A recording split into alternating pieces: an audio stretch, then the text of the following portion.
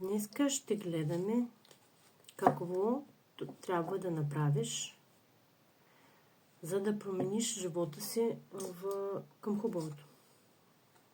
Ако си в такава ситуация сега, че просто не знаеш какво да направиш, къде да отидеш, в каква посока трябва да вървиш, това видео е за теб. Първо сега да видим за теб ли точно, ще видим в каква ситуация си в момента.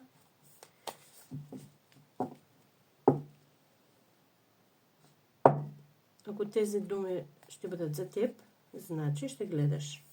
Ако не, значи това гадаене не е за теб. Така, ситуация, каквато сега. Тук става въпрос за такава ситуация. Ти отдавна нещо търсиш, се опитваш да направиш възможно в професионална посока. Търсиш възможни варианти, търсиш каквото ти харесва, но не можеш да разбереш. Пречи ти страх, почти животински страх, който каквото да не почнеш да правиш, почнеш да се притесняваш, почнеш да се страхуваш и до там. И пак седиш и гледаш отстрани.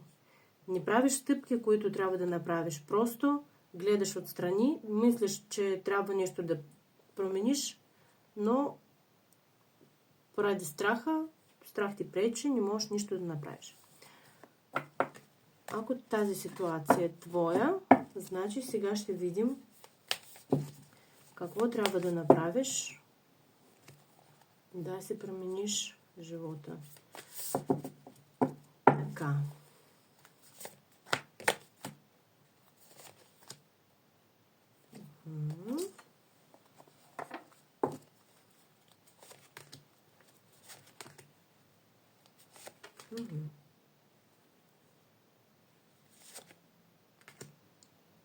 Така.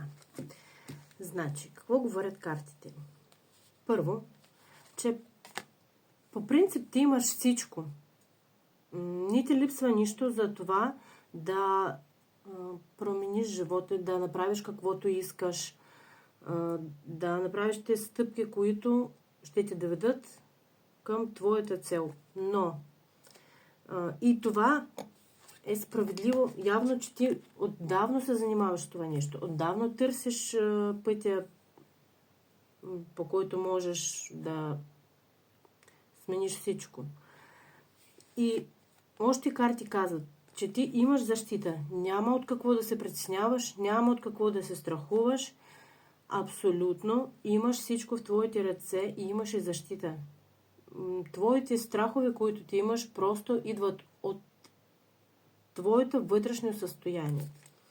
Не от истински някакви заплахи, не от истински проблеми. Това всичко е скрито в теб. И какво още?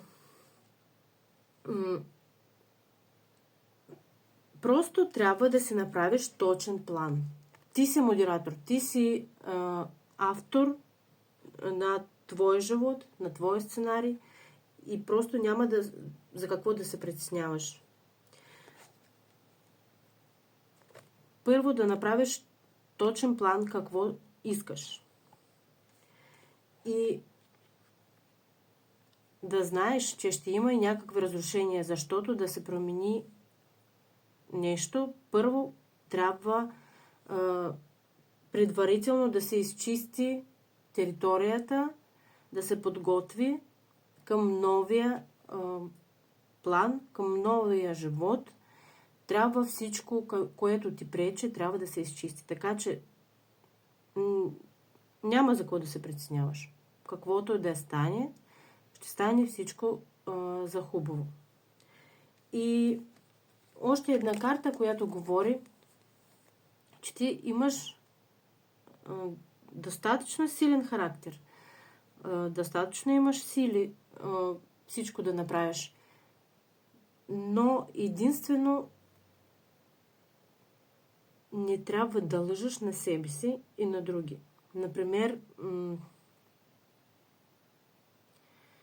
правда е това, каквото ще ти помогне да направиш всичко както ти искаш, да стане живота ти такъв, какъвто ти искаш, но запомни едно, не трябва да лъжеш на себе си. Това е най-важното.